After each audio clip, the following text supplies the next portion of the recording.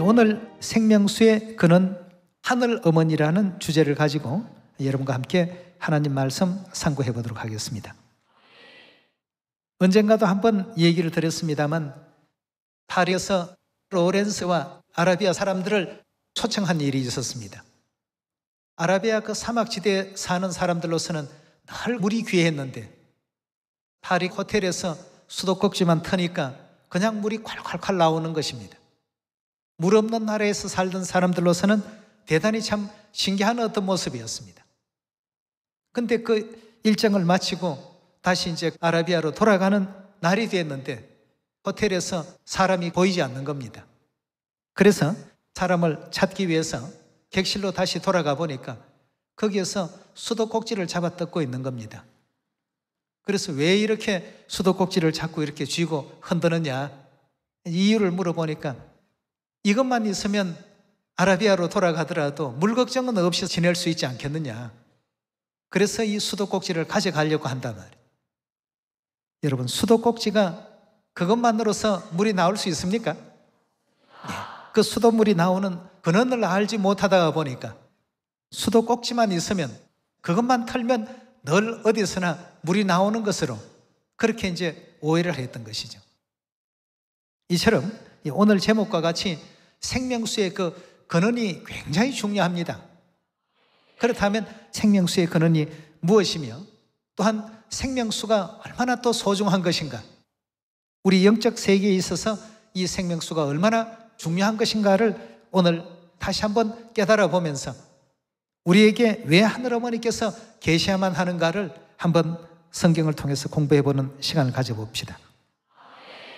하늘의 것과 땅의 것은 실물과 그림자의 관계라고 하지 않았습니까? 그렇다면 그림자의 세계인 이 지구에서 생명을 위해서 가장 필요한 것이 무엇입니까? 물이죠. 만약에 우리 인체에 물이 1, 2%만 부족하다 해도 우리 인류는 굉장한 갈증을 느낄 수밖에 없습니다.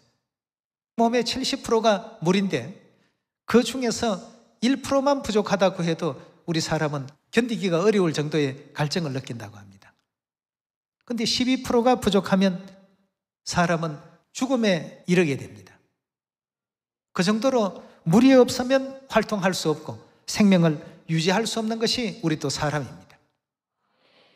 그럼 이 물이 얼마나 우리 생명에 있어서 중요한 것인가 하는 우리 인류 4대 문명 발생지를 보면, 우리 인류 4대 문명 발생지 아시죠?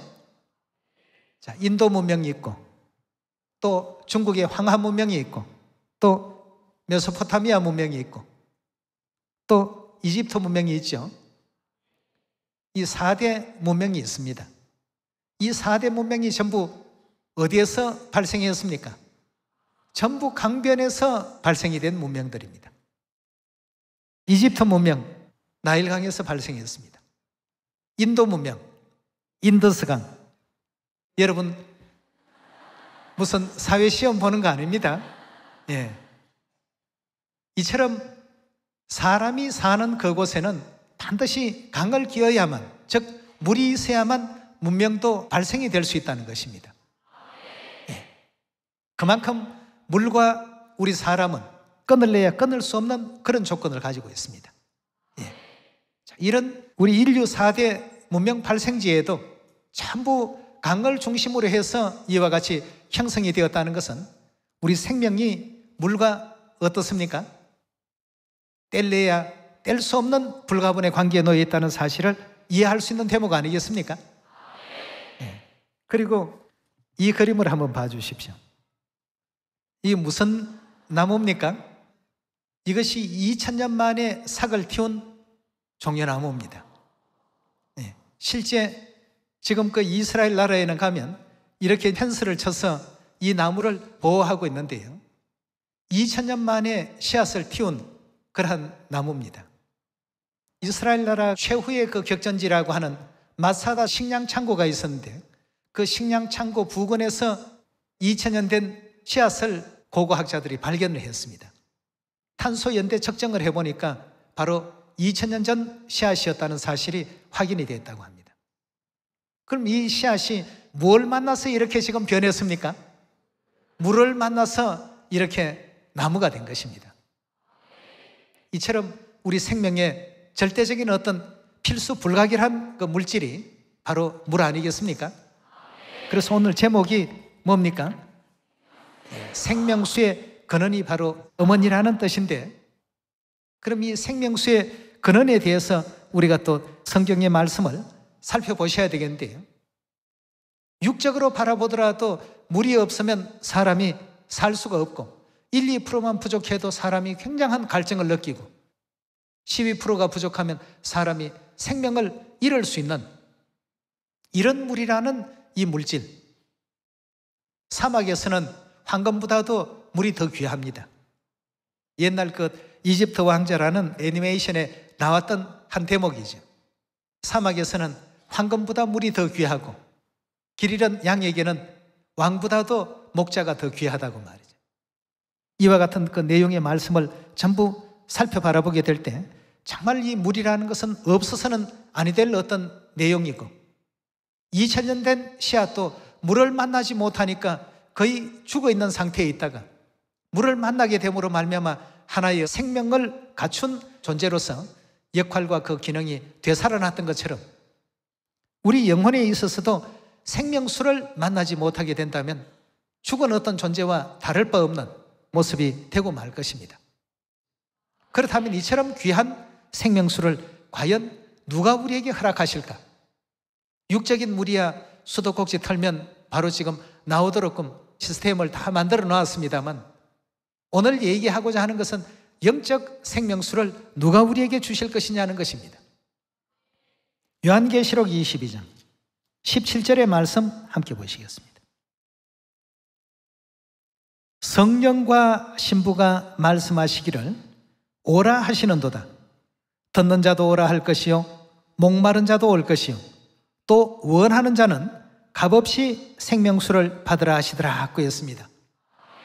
자, 여기에 지금 이 귀한 생명수를 누가 우리에게 주신다고 했습니까? 성령과 신부께서 주신다고 했습니다. 생명수 주시는 성령과 신부를 우리가 올바로 이해하지 못한다면 누가 성령님이신지 누가 신부이신지 알지 못하게 된다면 생명수를 과연 구할 수 있겠습니까? 아모스 8장의 그 말씀을 바라보게 되면 이 온 세상은 전부 기근에 들려있는 영적인 현상이 일어나고 있다고 했습니다. 그런데 많은 사람들이 생명수를 구하기 위하여 이 바다에서 저 바다까지 비틀거리며 달려 왕래하여도 얻지 못한다라고 이렇게 성경은 예언되어 있습니다. 자, 그렇다면 왜 얻지 못할까요? 그들이 얻지 못하는 이유가 뭡니까? 성령과 신부를 모르기 때문입니다. 그렇다면 우리 인류에게 생명수를 받으라고 이렇게 말씀을 주셨는데 여기서 말씀하시는 성령 하나님은 삼위의 개념으로 보면 성부, 성자, 성령은 일체라고 배우지 않았습니까? 그 일체라고 하는 것은 한 분이시다는 뜻 아니겠습니까? 그럼 성부 여호와 하나님, 성자 예수 그리스도, 성령 새 이름 안상욱님은 다른 분이 아닌 같은 동일한 한 분이시다는 의미가 되겠습니다. 그렇다면 여기서 말하는 성령은 아버지 하나님을 뜻하고 있죠. 그럼 아버지 하나님의 신부는 누구시죠? 어머니 하나님이십니다.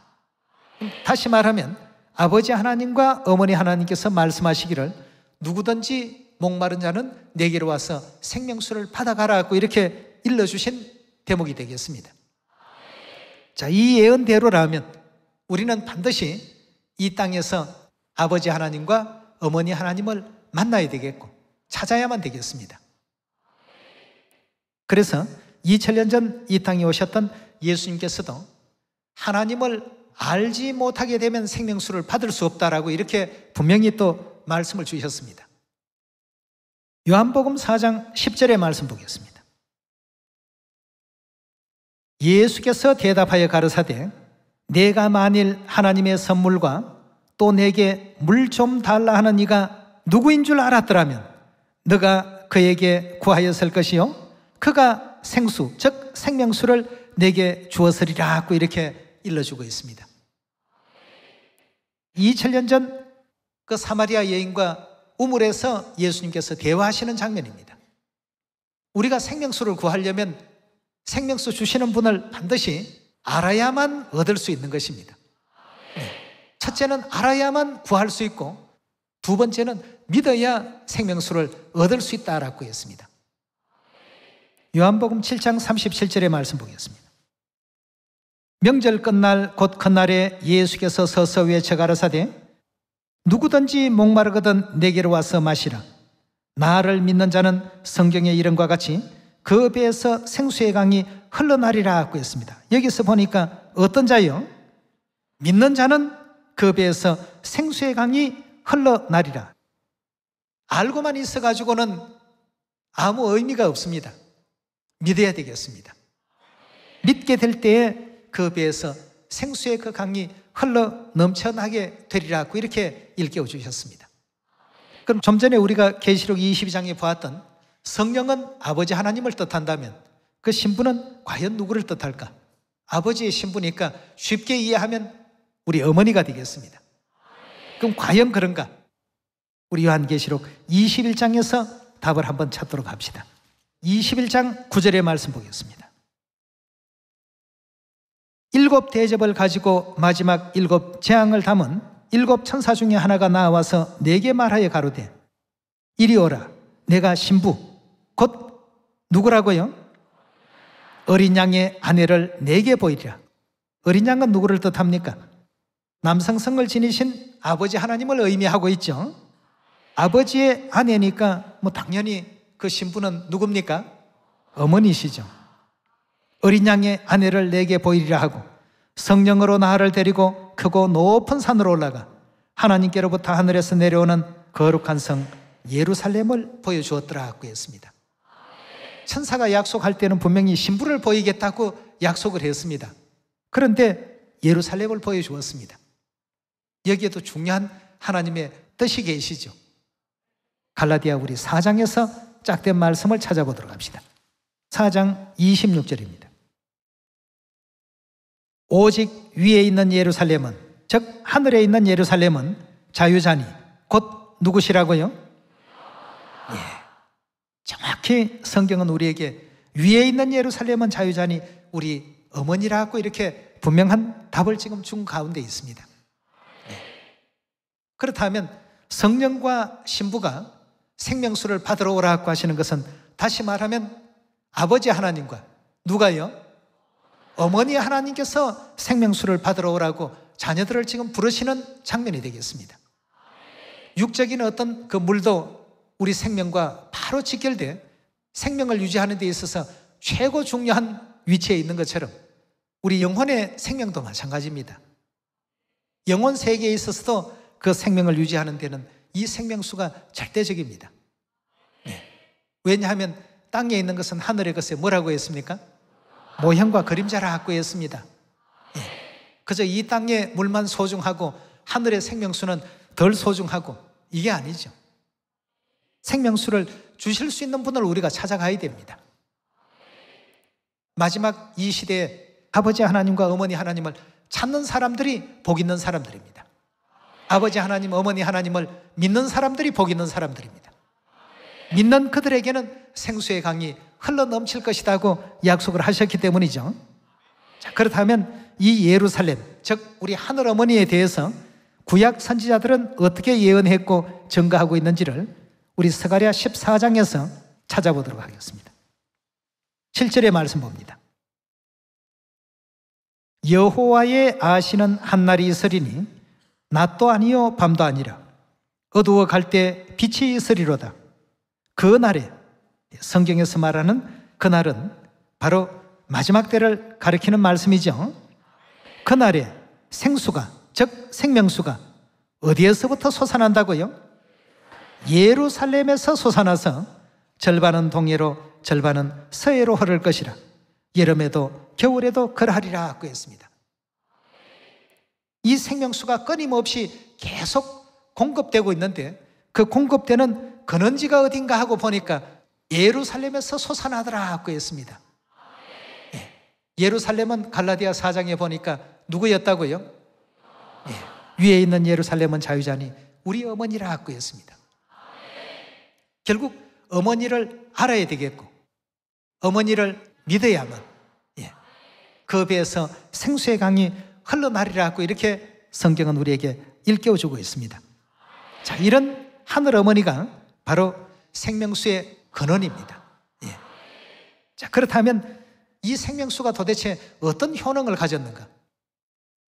우리는 지금 이 세상을 살면서 처음 들어보는 말들이 참 많습니다. 물도 육각수가 있고 오각수가 있고 말이에요. 그 물이 어떻게 각이 있는지 저는 이해가 안 되는데요. 육각수 물이 좋다, 무슨 오각수 물이 좋다 등등 그런 얘기들을 지금 많이 하고 있습니다. 그런데 에스겔 47장에 보면 이 생명수가 어떤 효능을 가지고 있는지를 우리에게 알려주고 있습니다. 에스겔 47장 1절입니다. 그가 나를 데리고 전문에 이르시니, 여기서 전이라고 하는 것은 하나님의 성전, 즉 예루살렘 성전을 뜻하고 있죠. 전문에 이르시니, 전의 전면이 동으로 향하였는데 그 문지방 밑에서 물이 나와서 동으로 흐르다가 전우편 제단 남편으로 흘러내리더라. 그가 또 나를 데리고 북문에 나가서 바깥길로 말미암아 꺾여 동양한 바깥문에 이르시기로 본즉 물이 그 우편에서 서미어 나오더라. 그 사람이 손에 줄을 잡고 동으로 나아가 일천척을 청량한 후에 나로 그 물을 건너게 하시니 물이 발목에 오르더니 다시 일천척을 청량하고 나로 물을 건너게 하시니 물이 무릎에 오르고 다시 일천척을 청량하고 나로 물을 건너게 하시니 물이 허리에 오르고 다시 일천척을 청량하시니 물이 내가 건너지 못할 강이 된지라 하고 했습니다. 자, 일천척에 일천척을 더하고 또 일천척에 일천척을 더하면서 생명수의 강의 깊이가 점점 깊어지고 길어집니다. 그리고 세상 열방과 열족들에게 다 지금 흘러들어가고 있는 형상을 이렇게 표현했습니다. 처음에는 그 깊이가 발목에 잠길 정도의 깊이밖에 안 되었습니다. 그러나 또 일천척을 진행하고 보니까 무릎까지 차오르기 시작했습니다. 또다시 일천척을 청량해 보니 허리까지 오르는 그런 아주 깊은 생명수의 그 수량이 점점 이제 풍성하게 늘어나기 시작했습니다. 거기서 또다시 일천척을 청량해 보니까 사람이 가히 건너지 못할 강이 되었더라 하고 했습니다. 처음에는 작은 어떤 샘에서 솟아나는 내용인 줄 알았는데 이것이 가면 갈수록 어떻습니까? 그 깊이가 점점 깊어지고 나중에는 급기야 사람이 건너갈 수 없는 그런 엄청난 강물이 되었더라 하고 했습니다. 이 강을 요한계시록 22장에서는 생명수의 강이라고 했죠. 4절에 계속 보겠습니다. 다시 일천척을 청량하고 나로 물을 건너게 하시니 물이 무릎에 오르고 다시 일천척을 청량하고 나로 물을 건너게 하시니 물이 허리에 오르고 또 다시 일천척을 청량하시니 물이 내가 건너지 못할 강이 된지라. 그 물이 장일하여 헤엄할 물이요 사람이 능히 건너지 못할 강이더라. 그가 내게 이르시되 인자야 내가 이것을 보았느냐 하시고 나를 인도하여 강가로 돌아가게 하시기로 내가 돌아간즉 강 좌우편에 나무가 심히 많더라. 그가 내게 이르시되 이 물이 동방으로 향하여 흘러서 아라바에 내려가서 바다에 이르리니 이 흘러내리는 물로 그 바닷물이 어찌 된다고 했죠? 소성함을 얻을지라고 했습니다. 이 강물이, 즉 이 생명수의 강물이 이르는 곳마다 번성하는 모든 생물이 어찌 됩니까? 전부 살아나더라고 했습니다. 좀 전에 여러분들께 보여드렸던 이 종려나무, 물이 닿지 아니하니까 2000년 동안 그냥 씨앗으로만 있었습니다. 그런데 물이 딱 하니 닿으니까 이것이 이제 생명이라는 이와 같은 내용이 작동되기 시작했습니다. 여러분, 이런 어떤 생명수의 위력이 있다라고 한다면 어찌 아버지를 전하고 어머니를 전하는 일을 주저할 수 있겠습니까? 9절에 계속 봅니다. 이 강물이 이르는 곳마다 번성하는 모든 생물이 살고 또 고기가 심히 많으리니 이 물이 흘러들어가므로 바닷물이 소성함을 얻을 것이다 하고 했습니다. 이 바다라고 하는 것은 요한계시록 우리 17장 15절에 보면 인류 사회를 표상한다고 되어 있지 않습니까? 예. 이 지구촌 전체가 살기 위해서는 반드시 생명수의 근원 되시는 어머니를 알려야 되겠고, 믿음을 가질 수 있도록끔 그들에게 하나님의 그 뜻을 전할 줄 아는 우리 모두가 되어야 되겠습니다. 예. 이 강이 이르는 각처에 모든 것이 살 것이며, 10절입니다. 또 이 강가에 어부가 설 것이니 엔게디에서부터 에네글라임까지 그물치는 곳이 될 것이라. 그 고기가 각기 종류를 따라 큰 바다의 고기같이 심이 많으려니와 진펄과 개펄은 소성되지 못하고 소금 땅이 될 것이며, 강 좌우가에 각종 먹을 실과 나무가 자라서 그 잎이 시들지 아니하며 실과가 끊치지 아니하고 달마다 새 실과를 맺으리니 그 물이 성소로 말미암아 나옴이라. 그 식물은 먹을 만하고 그 잎사귀는 약재료가 될 것이다 그였습니다. 여러분, 세상을 살릴 수 있는 물이라고 한다면 생명수밖에 없습니다. 이 생명수를 주실 수 있는 분은 오직 성령과 신부밖에 없습니다. 그 누구도 생명수를 줄 수가 없습니다. 그럼 에스겔 47장의 생명수의 위력이 이 정도입니까? 라고 이렇게 우리가 이 장면만 보더라도 놀라워해야 되겠는데, 하나님께서는 짝된 말씀을 또 하나 더 만들어 놓으셨습니다. 우리 요한계시록 22장에 가서 똑같은 에스겔 선지자의 계시와 사도 요한의 계시가 아주 일치합니다. 22장 1절의 말씀 보겠습니다. 또 저가 수정같이 맑은 생명수의 강을 내게 보이니 하나님과 및 어린 양의 보좌로부터 나더라고 했습니다. 이 생명수가 나는 것이 스가랴 14장에서는 어디라고 했죠? 예루살렘에서 나서 절반은 동해로 절반은 서해로 흐를 것이라. 여름에도 겨울에도 그리할 것이다 고 하셨는데, 요한계시록 22장에는 보니까 하나님의 보좌로부터 생명수가 흘러나더라, 거기가 그런지더라 하고 이렇게 얘기하고 있습니다. 그럼 사도 요한의 계시 가운데 등장한 하나님의 보좌는 어디를 두고 한 말씀인지 예레미야 3장 17절의 말씀 보시면, 그때 예루살렘이 여호와의 보좌라 일컬음이 되며 열방이 그리로 모이리니 곧 여호와의 이름으로 인하여 예루살렘에 모이고 다시는 그들의 악한 마음에 강팍한 대로 행치 아니할 것이며, 그때 유다 족속이 이스라엘 족속과 동행하여 북에서부터 나와서 내가 너희 열조에게 기업으로 준 땅에 함께 이르리라 고 했습니다.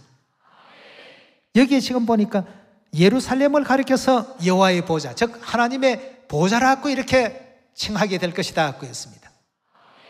근데 요한계시록 22장으로 다시 돌아옵시다. 22장 1절의 말씀 보겠습니다.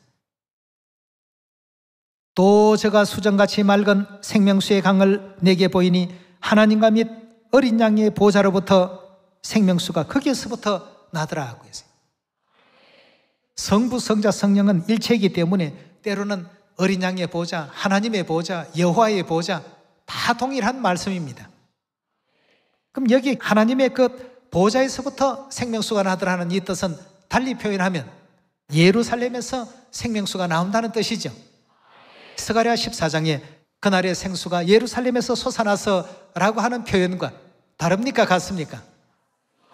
같은데 용어를 달리 이렇게 해놓으셨습니다.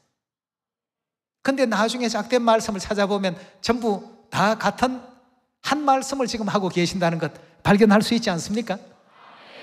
생명수의 근원지가 바로 어디라는 얘기입니까? 예루살렘, 바로 우리 어머니를 뜻한다는 것을 확인할 수가 있겠습니다. 2절에 계속 보겠습니다. 22장 2절입니다. 길 가운데로 흐르더라. 강 좌우에 생명나무가 있어 12가지 실과를 맺히되 달마다 맺힌다고. 어디에 나오는 장면이 그대로 지금 옮겨진 것 같습니까? 에스겔 47장에서 보았던 그 계시의 장면이 사도 요한이 본 요한계시록 장면 가운데 고스란히 옮겨져 있습니다. 그 계시와 이 계시는 같은 일맥상통한 계시의 내용이라는 것을 확인할 수가 있습니다. 달마다 실과가 맺히고 그 나무 잎사귀들은 만국을 소성하기 위하여 있더라. 3절입니다.